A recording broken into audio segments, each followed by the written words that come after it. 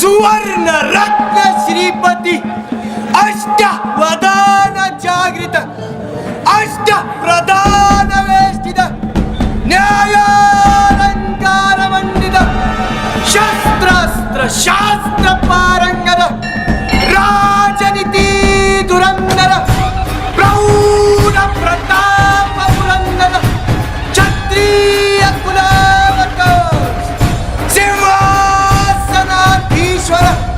महाराजाधिराज राजा शिवछत्रपती महाराजांचा राजा शिवछत्रपती महाराजांचा राजा शिवछत्रपती महाराजांचा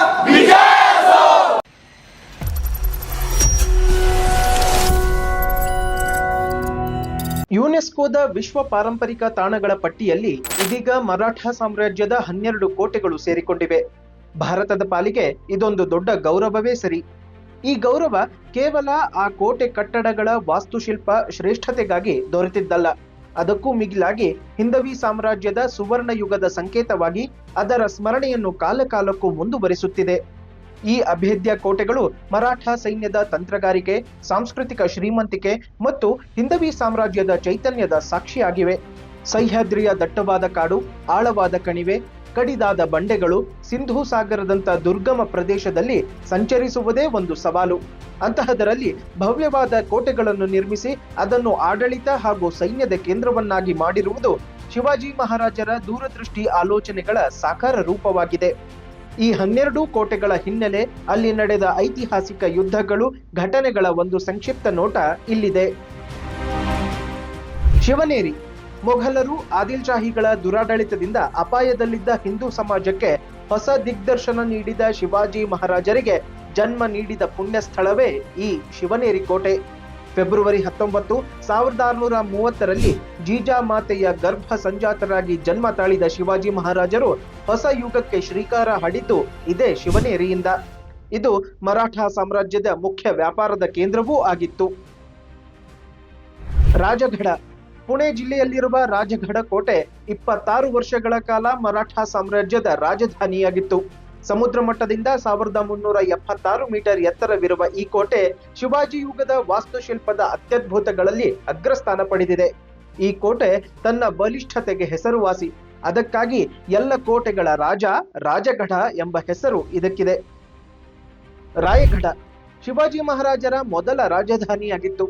ಕೊಂಕಣ ಪ್ರದೇಶದಲ್ಲಿ ವಿರಾಜಮಾನವಾಗಿರುವ ಈ ಕೋಟೆಯಲ್ಲಿಯೇ ಜೂನ್ 6, 1674 ಆನಂದ ಸಂವತ್ಸರದ ಜ್ಯೇಷ್ಠ ಶುದ್ಧ ತ್ರಯೋದಶಿಯಂದು ಶಿವಾಜಿ ಮಹಾರಾಜರ ಪಟ್ಟಾಭಿಷೇಕವಾಗಿತ್ತು.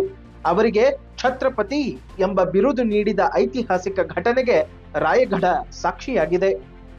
ಸಲ್ಹೇರ್ ಕೋಟೆ ಗುಜರಾತ್ ಗಡಿ ಹತ್ತಿರ ನಾಸಿಕ್ ಜಿಲ್ಲೆಯಲ್ಲಿದೆ.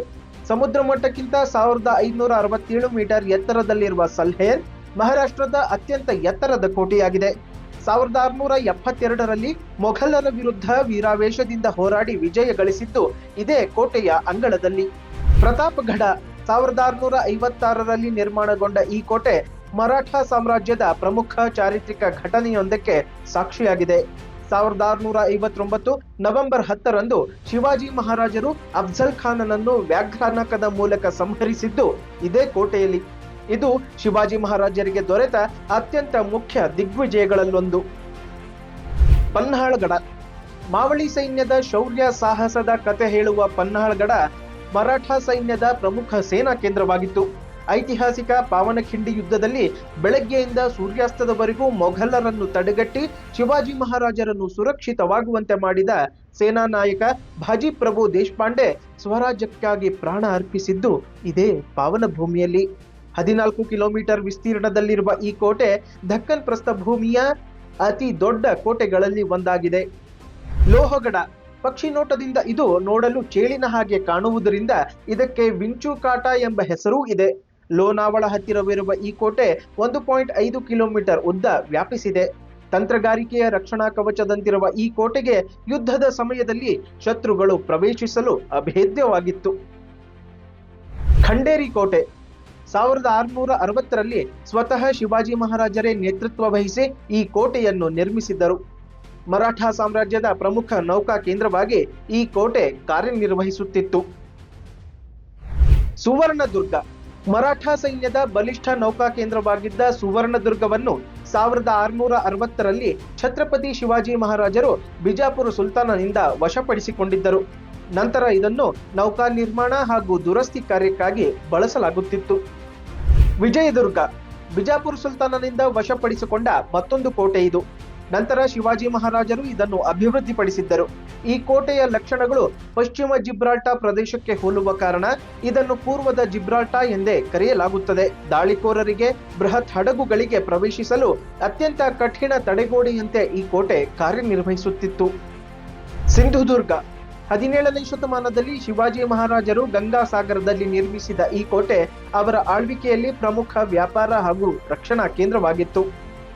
ಜಿಂಜಿಕೋಟೆ ತಮಿಳುನಾಡಿನ ರಾಜಗಿರಿ, ಕೃಷ್ಣಗಿರಿ, ಚಂದ್ರಗಿರಿ ಬೆಟ್ಟಗಳ ಮೇಲಿರುವ ಈ ಕೋಟೆ 7 ಮಹಡಿಗಳನ್ನು ಹೊಂದಿತ್ತು. 1677ರಲ್ಲಿ ಸ್ವತಃ ಶಿವಾಜಿ ಮಹಾರಾಜರು ಇದನ್ನು ವೀಕ್ಷಿಸಿದಾಗ ಇದನ್ನು ಭೇದಿಸುವುದೇ ಅತ್ಯಂತ ಕಠಿಣ ಎಂದು ಇದರ ವಾಸ್ತುಶಿಲ್ಪವನ್ನು ಕೊಂಡಾಡಿದ್ದರು. ಈ 12 ಕೋಟೆಗಳ ಹೊರತಾಗಿಯೂ ಇನ್ನೂ ಹಲವು ಕೋಟೆಗಳು ಹಿಂದವಿ ಸಾಮ್ರಾಜ್ಯದ ಶಿವಾಜಿ ಮಹಾರಾಜರ ಸುವರ್ಣ ಯುಗಕ್ಕೆ ಪ್ರತ್ಯಕ್ಷ ಸಾಕ್ಷಿಯಾಗಿ ಅದರ ವೈಭವವನ್ನು ಇಂದಿಗೂ ಸಾರುತ್ತಿವೆ.